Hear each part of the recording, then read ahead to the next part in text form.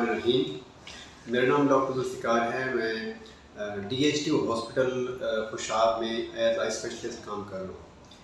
आज जिस टॉपिक पे मैं बात करना चाह रहा हूँ वो है आशोब चश्म, क्योंकि आजकल पंजाब के मुख्तलिफ शहरों में ये मर्ज़ काफ़ी तेज़ी से फैल रहा है और हमारे पास DHTU में भी काफ़ी तादाद में पेशेंट आते हैं इस मर्ज़ के, और जो है प्राइवेट क्लिनिक पर भी हमारे पास काफ़ी तादाद में पेशेंट आ रहे हैं इस मर्ज़ के। अच्छा, बेसिकली आशोब चश्म जो है ना, ये एक वायरल डिज़ीज़ है। एडिनो वायरस एक वायरस है जिसकी वजह से ये बीमारी फैलती है। अच्छा, इसमें जो अलामात हैं वो आँखों का लाल होना, आँखों से बार बार पानी आना और आँखों में चुभन होना। ठीक है, ये बेसिक अलामात हैं आशोब चश्म की।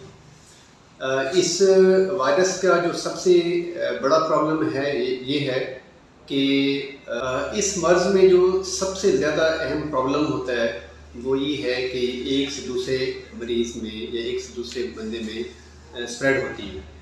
अच्छा, उसके लिए जो सबसे अहम एहतियाती तदाबीरें हैं वो ये है कि आँखों को आपने साफ़ रखना है। ठीक है, बार बार हाथ ना लगाएं आँखों को, और इसमें सबसे अहम चीज़ ये है कि आँखों को बार बार हाथ ना लगाएं।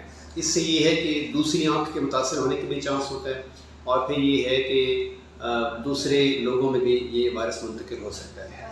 सबसे अहम चीज़ है इसमें सफाई का, हाइजीन का ख्याल करना। अगर आँखों को साफ़ करना भी पड़े तो आपने टिश्यू के साथ साफ़ करके उसको डिस्कार्ड कर लें। ठीक है, और बहुत ज़्यादा प्रॉब्लम हो, पानी बहुत ज़्यादा आ रहा हो तो मुंह जाके धो लें, अच्छी तरह साबुन के साथ धो लें। ठीक है, इसके अलावा कोल्ड कंप्रेशन भी कर सकते हैं बर्फ़ के साथ, उससे सूदिंग इफ़ेक्ट मिलेगा।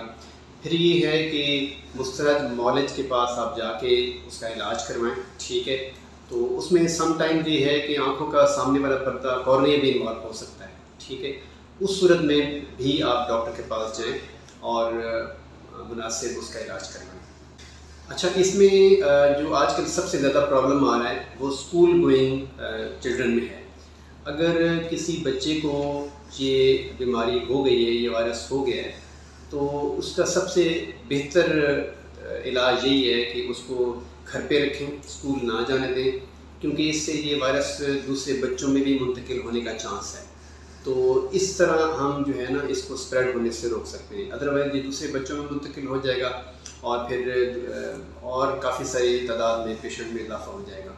और इसके अलावा इस बीमारी के बारे में या किसी और बीमारी के बारे में आपने कोई सवाल करना हो तो नीचे कमेंट सेक्शन में आप कमेंट कर सकते हैं। इंशाल्लाह इसका आपका जवाब दिया जाएगा। शुक्रिया।